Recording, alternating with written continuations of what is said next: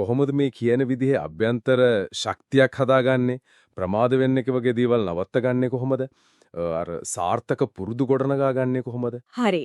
එහෙනම් මුලින්ම කතා කරමු අර ක්‍රියාත්මක වීමේ අවශ්‍යතාවය ගැන. හොඳයි. රෝන් කියනවා දන්නවනේ දැනුම තිබුණට දක්ෂකම තිබුණට වැඩක් නෑලු පාවිච්චි ගලේ නැත්තම්. ඒක ඇත්ත. ක්‍රියාවලු හැම දෙයකම මූලික යතුර. හොඳ උදාහරණයක් එයා කියනවා අර අයින්ස්ටයින් ගැන. ඔව්. එයාට කොච්චර බුද්ධියක් තිබුණත් මුකුත්ම නොකලා නම් මොකක්ද තේරුම නේද? හරි. අර කියවන්නේ නැති පොත් තියෙන ලොකු පුස්තකාලයක් වගේ තමයි. නිකම් තියනවා විතරයි. ඒකනේ. හැමදාම අපිට එනවා පොඩි පොඩි තීරණ ගන්න. දැන් සමහර පාරවල් ලේසි, සමහර ඒවා අමාරුයි. ඔව්. ඒත් වර්ධනීය තියෙන්නේ අර අමාරු පාරේ යද්දිලු. ඒක තමයි. හැබැයි ඉතින් ඒ අමාරු පාරේ යන්න අපිව පොළඹවන්නේ මොකක්ද? එතනයි ප්‍රශ්නේ. අන්න එතන නේද අර ස්වයං විනය කියන කියන්නේ. හරියටම හරි. ඒක තමයි අර සාර්ථකත්වය කියන වාහනේ දුවවල නිහඬ එන්ජින්ම. නිහඬ එන්ජින්ම. ඔව්. ඒ කියන්නේ සමහර වෙලාවට කරන්න හිතෙන්නේ නැහැ. හා. කම්මැලි එපා වෙලා ඒත් කරන්නම ඕන දේවල් තියෙනවනේ. ඔව්. අන්න ඒ වෙලාවට අර නිදහසට කරුණු හදන්නේ නැතුව. අද බෑ හෙට කරමු වගේ. ඔව්. ඒවා හිතන්නේ නැතුව හරි දේ තෝරගෙන කරන එක. කවුරුත් බලන් ඉන්නේ නැති උනත්. ඒක අමාරුම දේ නේද සමහර වෙලාවට. ඒවා සල්ලි වලට ගන්න බෑ. අනිත් එක තමයි රෝන් කියනවා වගේ අද විනයක් ඇතුව වැඩ කරන එකේ පොඩි වේදනාවක් තියෙන්න පුළුවන්. ඒත් පස්සේ කාලෙක අයියෝ මම එදා එක කලේ නෑනි කියලා පසුතැවෙන එකේ වේදනාව. ඒක ඊටට දරුණේ. දරුණු ඒක හැමදාම තියෙනවා. විනය කියන්නේ හරියට අර මසල් එකක් වගේ. ව්‍යායාම කරන්න ඕන එක. ඔව් කරන්න තමයි ශක්තිමත් වෙන්නේ. ඒක හරි වැදගත් කතාවක්. ඒ කියන්නේ පටන් ගන්න අමාරු වුණත් කරගෙන යද්දි ලේසි වෙනවා. අනිවාර්යෙන්ම. ඒත් ඉතින් අර හැමෝගෙම ප්‍රශ්නේ ප්‍රමාද වීම, කම්මැලිකම. කාලය හොරු. ඔව් හරියටම කියන්න පුළුවන්. ප්‍රගතියේ සතුරෝ වගේ. සමහර දවස් ඉනෝ ඇත්තරම දැනෙනවා අර වැලි කප්පොල්ලක ඉරෙනවා වගේ. හිර වෙලා වගේ. ඔව් මුකුත් කරගන්න බෑ. ඉතින් රෝන් කියන්නේ මේකට හොඳම බෙහෙත තමයිලු හිතාමතාම ඉක්මනට ක්‍රියාත්මක වෙන එක. කල් දාන්නේ නැතුව. ඔව් පොඩි දෙයක් හරි පටන් ගන්න එක. අර ලොකු ඉලක්ක තියෙනවා නම් හරියටම. එතකොට ලේසි. එයා කියනවා අර කාර් එක තල්ලු කරන උදාහරණේ. ඒක හොඳයි.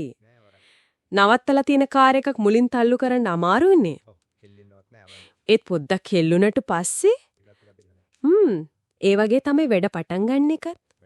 ඒ වගේ මෙයා කියනවා කම්මැලිකම පරද්දන්නේ නම් ඇයි මම මේක කරන්නේ කියන එකට ලොකු හේතුවක් තියෙන්න ඕනලු. ශක්තිමත් හේතුව තමයි දිගටම යන්න උදව් කරන්නේ. මොකද අර මොටිවේෂන් කියන එක. ඒක එනයනෝ නේද? ඔව් හැමදාම නෑනේ. ඒත් විනයයි අර හේතුවයි තියරවා නම් ඒක අපිව ඉස්සරහට අරන් යනවා. එතකොට මෙතනදී අනිවාර්යෙන් කතා කරන්න ඕන පුරුදුවල බලය ගැන. හැබිට්ස්. පුරුදු කියන්නේ දන්නවනේ පොඩි පොඩි දේවල් හැමදාම කරන. එකතු වෙවි යන දේවල්. එකතු වෙවි ගිහින් ටික කාලයක් යද්දී ඒ පොඩි දේවල් වලින් තමයි අපේ ජීවිතේ ලොකු වෙනසක් වෙන්නේ. හරියට අර චිත්‍රයක් අඳිනවා වගේ එක නූලෙන් ලස්සන රූපයක් හැදෙනවා. ඔව්. හැබැයි ඉතින් වැදගත්ම දේ තමයි තමන්ගේ හොඳ පුරුදු මොනවද නරකේව මොනවද කියලා දැනගන්න එක. ඒකට පොඩ්ඩක් අවංකව බලන්න ඕන. ඒක තමයි අමාරුම නේද? තමන් දිහා අවංකව බලන එක.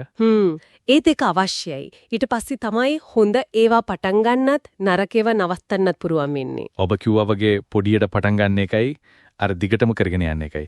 කන්සිස්ටන්සි එකයි වැදගත්. අනිවාර්යෙන්ම. ඒ වගේම අර විනයක් තියන අයව ආශ්‍රය කරන එක ඒකෙන් බලපෑමක් තියනවද? අනිවාර්යෙන්ම තියෙනවා. අපි වටේ ඉන්න අයගෙන් ලොකු බලපෑමක් එනවා. විනයතෝ වැඩ කරන අයෙකෙද්දී අපිත් ටිකක් ඒ පැත්තට ඇදෙනවා. අනිත් වැදගත්ම දේ තමයි පුරුදු කියන්නේ නිකන්ම ක්‍රියා ටිකක් නෙවෙයි.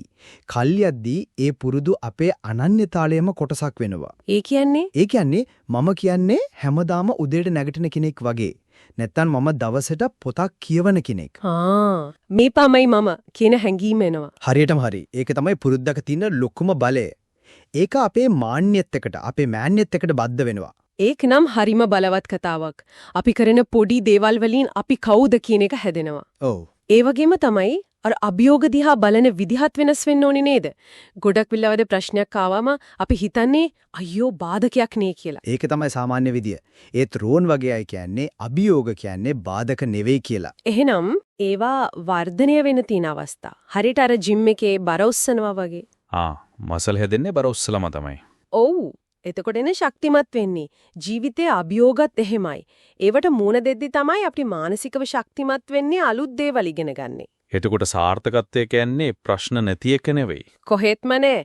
ප්‍රශ්න වලට මූණ දීලා වැටි වැටි හරි නැගිටිලා ඉගෙනගෙන ඒ අත්දැකීම වලින් තව ඉස්සරහට යන එක. ඒකට අර growth mindset එක ඕන නේද?